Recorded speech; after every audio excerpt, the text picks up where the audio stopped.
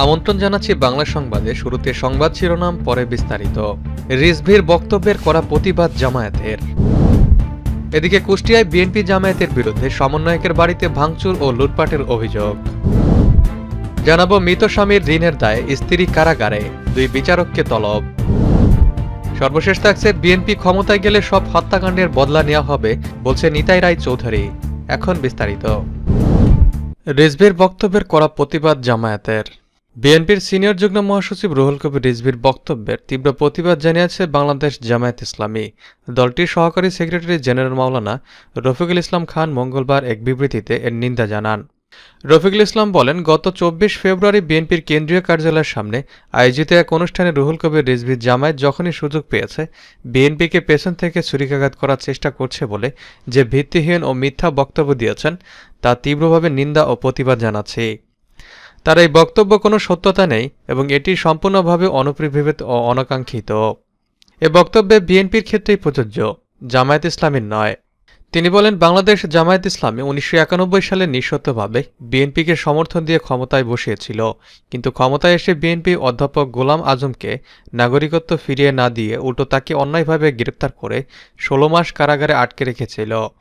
এছাড়া 1981 সালে জামায়াত ইসলামী বিএনপির প্রেসিডেন্ট পদপ্রার্থী বিচারপতি আব্দুস সাত্তারকে সমর্থন দিয়ে নির্বাচিত করেছিল, কিন্তু তিনি অধ্যাপক গোলাম আজমের নাগরিকত্ব ফিরিয়ে দেননি। এসব ঘটনা দেশবাসী জানে, তাই রিজভী কোনো ভিত্তিহীন মিথ্যা বক্তব্য দিয়ে দেশবাসীকে বিভ্রান্ত করতে পারবেন না। বিবৃতিতে রফিকুল ইসলাম খান আরও বলেন, জামায়াত ইসলামীকে নিয়ে মিথ্যা বক্তব্য করা থেকে রিজভীকে বিরত থাকতে আমি আহ্বান জানাচ্ছি, যেন তিনি নিজের মান সম্মান রক্ষা করতে পারেন। কুষ্টিয়ায় বৈষম্যবিরোধী ছাত্র আন্দোলনের কুমারখালী উপজেলা শাখার সদস্য সচিব আসাদুজ্জামান আলীর বাড়িতে ভাঙচুর ও লুটপাটের অভিযোগ উঠেছে স্থানীয় জামায়াত ও বিএনপি নেতাকর্মীদের বিরুদ্ধে। মঙ্গলবার দুপুরে কুমারখালী পৌরসভার 3 নম্বর ওয়ার্ডের এলিঙ্গিপাড়া এলাকায় এ ঘটনা ঘটে। তবে বিকেলে এক সংবাদ সম্মেলনের সমন্বয়কদের বাড়িতে ভাঙচুর ও লুটপাটের অভিযোগ অস্বীকার করেছেন স্থানীয় জামায়াত ও বিএনপির নেতারা। উল্টো সমন্বয়ক আলী ও তার বাবা আসাদুজ্জামান খান পাখির বিরুদ্ধে সন্ত্রাস ও চাঁদাবাদী এবং পুলিশি সহায়তায় মামলা বাণিজ্যের অভিযোগ তোলেন তারা। স্থানীয় সূত্র জানায়, মঙ্গলবার দুপুরে একদল সন্ত্রাসী বৈষম্যবিরোধী ছাত্র আন্দোলনের উপজেলা শাখার সদস্য সচিব আসাদুজ্জামান আলীর এলিঙ্গিপাড়া এলাকার বাড়িতে ব্যাপক ভাঙচুর ও লুটপাট করে। প্রায় আধা ঘণ্টা ধরে তারা তাণ্ডব চালায়। পরে কুমারখালী থানা পুলিশ ঘটনাস্থলে গেলে হামলাকারীরা দ্রুত পালিয়ে যায়। তবে এই হামলার বিষয়ে স্থানীয় বিএনপি ও জামায়াতের নেতাকর্মীরা সরাসরি জড়িত বলে অভিযোগ করেছেন বৈষম্যবিরোধী ছাত্র আন্দোলন কুমারখালী উপজেলা শাখার সদস্য সচিব আসাদুজ্জামান আলী।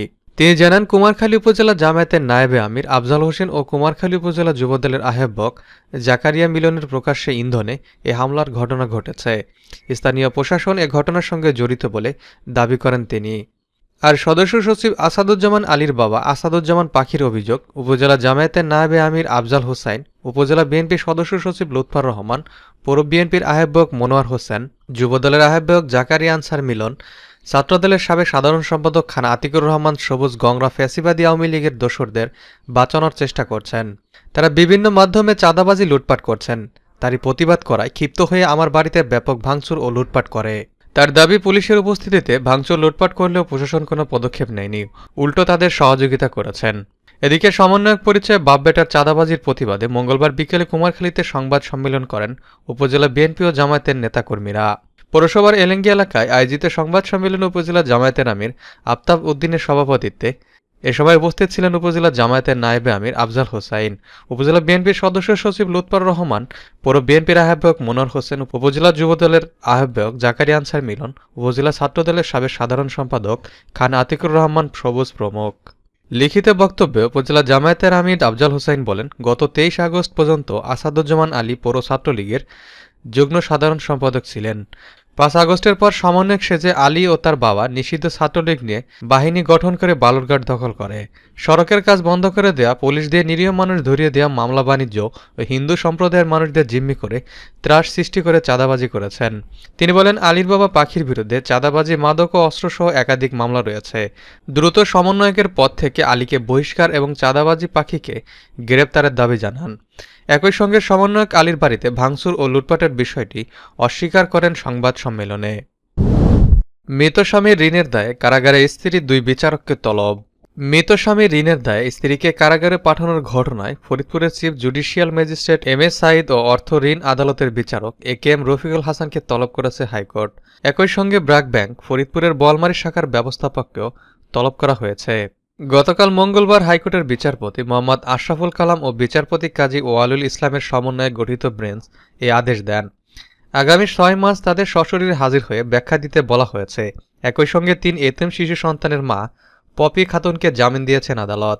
আদালতে ওই নারীর পক্ষে জামিন আবেদনের শুনানি করেন সুপ্রিম কোর্ট লিগ্যাল এইড অফিসের সদস্য সচিব অ্যাডভোকেট জামিল হক ফয়সাল। আসামি পক্ষে আদালতে ছিলেন আইনজীবী শাহ আলম সরকার ও আইনজীবী তপস্বী দাস। এ বিষয়ে তপস্বী দাস সাংবাদিকদের জানান, গত ১৭ ফেব্রুয়ারি জামিন আবেদনটি করা হয়েছে। আদালত পপি খাতুনকে জামিন দিয়েছেন। একই সঙ্গে আইনগত কর্তৃত্ব বহির্ভূতভাবে আদেশ দেওয়ার বিষয়ে ব্যাখ্যা দিতে ২ বিচারককে তলব করেছেন। তিনি জানান, মৃত স্বামী ঋণের দায়ে স্ত্রী কারাগারে। মামলার আসামির এতিম ৩ শিশু সন্তান ঘুরছে দাঁড়ে দাঁড়ে। শিরোনামে গণমাধ্যমে প্রকাশিত প্রতিবেদনটি যুক্ত করে রিট আবেদন করা হয়। ওই প্রতিবেদনে বলা হয়, ফরিদপুরের বোয়ালমারী পৌর সদরের পোল্ট্রি মুরগি ব্যবসায়ী মৃত আমিন শেখ ও পপি খাতুন দম্পতির ৩ শিশু সন্তান আইরিন, আহমাদুল্লাহ ও জান্নাতুন নাইমা। বিএনপি ক্ষমতায় গেলে সব হত্যাকাণ্ডের বদলা নেওয়া হবে বলছে নিতাই রায় চৌধুরী। বাংলাদেশ জাতীয়তাবাদী দল বিএনপির নির্বাহী কমিটির ভাইস চেয়ারম্যান ও সাবেক মন্ত্রী নিতাই রায় চৌধুরী বলেছেন, বিএনপি ক্ষমতায় গেলে সব হত্যাকাণ্ডের বদলা নেওয়া হবে। যেসব নেতাকর্মীকে খুন করা হয়েছে, ক্রসফায়ারের নামে হত্যা করা হয়েছে, সব হত্যাকাণ্ডের বিচার করা হবে। তিনি বলেন, জাতিকে মুক্ত করতেই বিএনপি নির্বাচন চাচ্ছে। বিএনপি দীর্ঘদিন ধরে ফ্যাসিবাদের বিরুদ্ধে আন্দোলন সংগ্রাম করেছে। মানুষের ভোটের অধিকার ফিরিয়ে দিতে আন্দোলন সংগ্রাম করেছে। বিএনপি কোনোভাবেই আগে স্থানীয় নির্বাচন চায় না, আগে জাতীয় নির্বাচন হতে হবে। তিনি মঙ্গলবার বিকেলে সাতক্ষীরা জেলা বিএনপি আয়োজিত শহরের শহীদ আব্দুর রাজ্জাক পার্কে বিশাল জনসভার প্রধান অতিথির বক্তব্যে এসব কথা বলেন। নিত্য প্রয়োজনীয় পণ্যের মূল্য বৃদ্ধি সহনীয় পর্যায়ে রাখা, অবনতিশীল আইনশৃঙ্খলা পরিস্থিতির উন্নতি, দ্রুত গণতান্ত্রিক যাত্রাপথে উত্তরণের জন্য নির্বাচনী রোডম্যাপ ঘোষণা এবং রাষ্ট্রে পতিত ফ্যাসিবাদের নানা চক্রান্তের অপচেষ্টা মোকাবেলা সহ বিভিন্ন জনদাবিতে জেলা বিএনপি আয়োজিত এক জনসভায় সভাপতিত্ব করেন জেলা বিএনপির আহ্বায়ক রহমাতুল্লাহ পলাশ।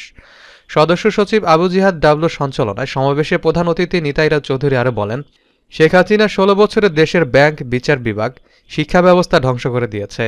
নিজের ক্ষমতা টিকিয়ে রাখতে দেশের স্বার্থ জলাঞ্জলি দিয়েছে উল্লেখ করে নিতাই রায় চৌধুরী আরও বলেন, ৭৫-এ শেখ মুজিব পালিয়ে গিয়েছিল, শেখ হাসিনা ২৪-এ পালিয়েছে। মঙ্গলবার বিকালে সাতক্ষীরা শহীদ আব্দুর রাজ্জাক পার্কে নিত্য প্রয়োজনীয় পণ্যের মূল্যবৃদ্ধি সহনীয় পর্যায়ে রাখা, অবনতিশীল আইন শৃঙ্খলা পরিস্থিতির উন্নতি, দ্রুত গণতান্ত্রিক যাত্রাপথে উত্তরণের জন্য নির্বাচনী রোডম্যাপ ঘোষণা এবং রাষ্ট্রে পতিত ফ্যাসিবাদের নানা চক্রান্তের অপচেষ্টা মোকাবেলার দাবিতে সাতক্ষীরা জেলা বিএনপির জনসভায় প্রধান অতিথির বক্তব্যে তিনি এসব কথা বলেন।